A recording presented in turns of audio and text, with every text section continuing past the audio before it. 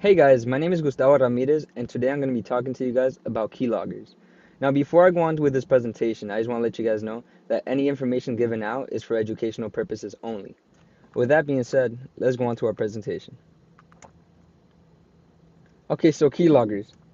What is a keylogger? A keylogger, which is short for keystroke logger, can be a physical device or a software that can track all the keys struck on a keyboard. In other words, anything that you type on your keyboard will be filed into a log and can be viewed later. So let's go to the history and usage of keyloggers. So keyloggers have been around as early as the 1970s. In the early 1970s was the first recording of a keylogger, which was done by Russian spies, which they found a way to bug an IBM Selectric typewriter in order to track the keystrokes via radio wave frequency. Now in the 21st century, keyloggers are used openly by parents, company owners, jealous spouses, or typical university students like me. Now, it is illegal to put a keylogger on a public device unless you are the owner of it, which is why company owners have been known to use keyloggers in order to keep track of the things their employees search up during their work hours. Parents also use keyloggers to keep track of the websites that their children search, or also jealous spouses to find if they're cheating or not. Okay, so types of keyloggers. There are two main kinds of keyloggers. There's a software keylogger and a hardware keylogger. A software keylogger is any type of keylogger that is installed onto a device using a software. It can be used on phones, laptops, or personal computers. So these are ideal because you can hide them within the computer or the phone, which I'll be showing you guys how to do that later on. Now, hardware keyloggers. These are the ones that are using a physical device that can be placed via USB ports or any other connection that connects the computer's keyboard onto the computer. Now, these are not so ideal for stealthy missions or whatever you want to do like that, because if anybody does a quick search for it, chances are they will find it. Now, they do come really small, which I'll be showing you guys later on as well. Now, to hardware keyloggers. So hardware keyloggers come in many shapes and forms. Some of the cool ones that I found were the overlay keyloggers, which you can see on ATM machines, or hopefully not see them, but you might find them there. There's the Wi-Fi USB keyloggers and the mini keyloggers. So the keyboard overlay keylogger. This keylogger serves as a disguise for the original keyboard that you have there. As I told you guys before, you might find these on ATM machines, which is reason why we have a lot of credit card theft. Now, the purpose of it is to let you type in whatever you need to do, be it your PIN, and it's going to transfer it to the ATM machine correctly. Now, what you didn't know is that it's being all captured through this keyboard overlay. Now, the Wi-Fi USB keylogger works as your typical flash drive USB keylogger. The only addition to it is that you can receive all the information that has been typed into the keyboard via Wi-Fi. Now, the mini USB keylogger. This is similar to the Wi-Fi USB keylogger, except that it doesn't have the Wi-Fi aspect of it. So in order to retrieve the information from this USB keylogger, you'd have to physically remove the USB keylogger and place it onto your computer to view the log files. Okay, so how to use the physical keylogger. First, I'm going to explain to you guys how it's used, and then I'm going to be showing you guys a demonstration of it. So first, how it's used. A physical keylogger, you're going to have a combination of keys that are going to activate the USB form of this keylogger. What this means is that you're going to open up an overlay to view the files on it. Now, if you want to capture the keystrokes, you're going to just place the keylogger onto the ending of the keyboard and then onto the computer. Sounds kind of hard, right? But I'll show you guys right now. Hey guys, today we're going to be learning how to use a keylogger. So, before we begin, I just want to state that this is for educational purposes only. If you get caught doing any malicious activities with this, it's not my fault. So, now that we have that said, let's go ahead and find out what a keylogger is. So, a keylogger might look like this, like a regular USB flash drive. And what you're going to need is a keylogger, a keyboard, and a desktop. So, make sure that you have an external keyboard. This will not work for a laptop keyboard. Anyways, to begin using the keylogger, you're going to connect the keylogger onto the keyboard. And once you have that done, you're going to connect it to the desktop. Let's go ahead and put it to the USB port. Okay. Now, I like doing my online banking online, so let's go ahead and go to my trustworthy trustfire.net online banking account. Alright, so let's say I want to log in. That's good. My username is BigChungus101, and my password is going to be BigChungus. Okay, really secure. I hit login. Oh, I might have made a mistake. But no problem, because we can still track whatever I wrote using the keylogger.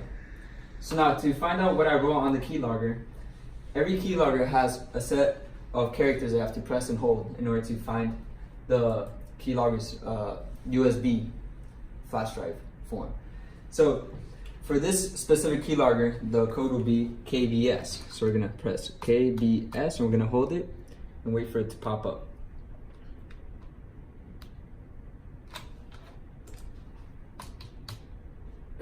There it is, key grabber. So now it's used as a USB flash drive, and we have a couple files in here. Here we have config.txt. This would be our configuration of the keylogger, and we can set up different things. For example, the type of special keys that you want to see, and you want to disable the key logging. But we don't want to do that. What we're interested in is the log text. This is where all our information that it tracked, basically the keystrokes, is going to be at. So here you can see where we went online and typed in testfire.net, and we hit enter right here. Now, here's where we went to the username and we typed in BigChungus101. And now this is where we wrote our password, BigChungus. Now KB was when we started writing the code in order to pop up the flash drive of the keylogger. So using this, you can track all the keystrokes on your computer for an unsuspecting victim. Okay, now that we found out how to use the physical keylogger, let's go on to find out how we can prevent our information from getting stolen. So some of the countermeasures that you can use is opening up the task manager when using a public computer and check for any strange programs running in the background. Now this is useful for the software keyloggers. Now if you're trying to find for external keyloggers, the best way to do it is just check around the whole tower to make sure that there's no additions onto the keyboard. In this next clip, I will show you guys how to make sure that your information is safe. Good. Okay, so we're about to use this computer right here. But wait, before you use any public computer, you want to make sure that the keyboard and everything is fine, because this is a desktop that you're not sure who's been using it before. You don't know what malicious hardware might be on this. So let's go ahead and take a look. Let's inspect the keyboard first of all. So you're going to go ahead and follow the cable and realize that there's something that's attached to this keyboard that should not have been attached, because this is the ending to the keyboard. This is something else that you might not know what it is. This could be a keylogger that someone might have set in. Okay. Exactly. You don't know who might have placed this into the keyboard. So this is definitely a keylogger now that I saw the hacker come out of the room. And the way that it works is it's going to take all your information that you're typing into that keyboard. So before you ever go into a public computer, make sure that everything is secure. Make sure that you don't have any keyloggers attached to that keyboard. Okay, so now that you know how to install a physical keylogger and the countermeasures for it, let's go ahead and find out how to use an online software keylogger. Now, the online software keyloggers serve the same purpose as a hardware keylogger in the sense that it would also track your keystrokes. However, all of this is done through a software that can send the data right back to the hacker, spouse, company owner without the target even knowing. Okay, so for this one, I downloaded my own online keylogger, which is called Spyrix Free Keylogger. You might have some issues bringing it up and downloading it because of the antivirus is going to have it as a heuristic virus. But if you disregard that and you allow the download to happen, you'll get yourself a software keylogger. So let's open this up.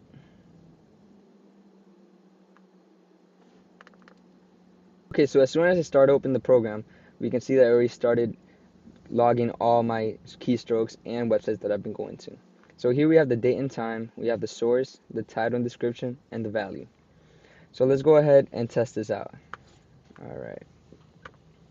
Let's say we want to go to, let's try my favorite online banking account again, testfire.net. Okay. Oh, it's not secure, but that's fine because I love going to this place. Alright, let's go to sign in because I want to see my files. Alright, this time we're going to sign in as my alternate account. So this is going to be ping pong 1 2 3. Ping pong. Oh, I messed up. Ping pong 1 2 3 4. Okay.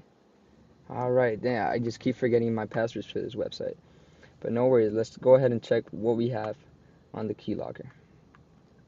Alright, so we go ahead and open this. It shows me that I went to Chrome, Google Chrome. Whoa, we want to start over here.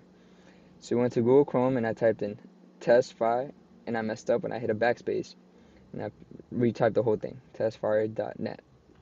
Alright, so every time you see BKSP, that means backspace, backspace, backspace, and then enter, because I hit enter.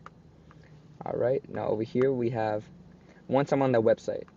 So see how it tells you the title description right here? That's going to show you the website that you're on.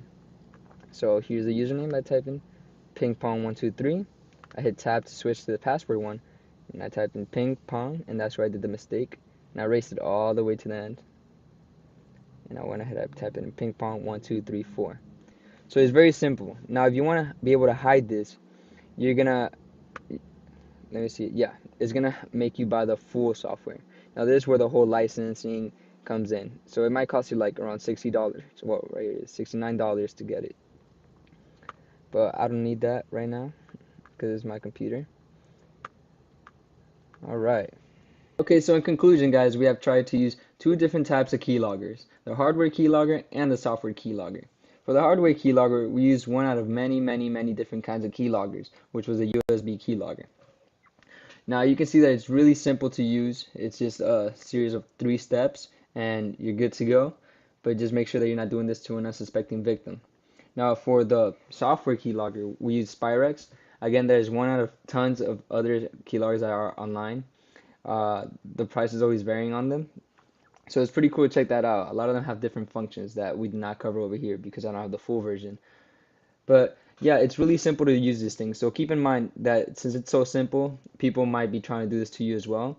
So just use the right countermeasures that we went over here in this video, and hopefully you'll stay safe. Anyways, I hope you guys learned a lot throughout this video, and please do not try this on anybody else's computer unless it's your own. All right, thank you for your time.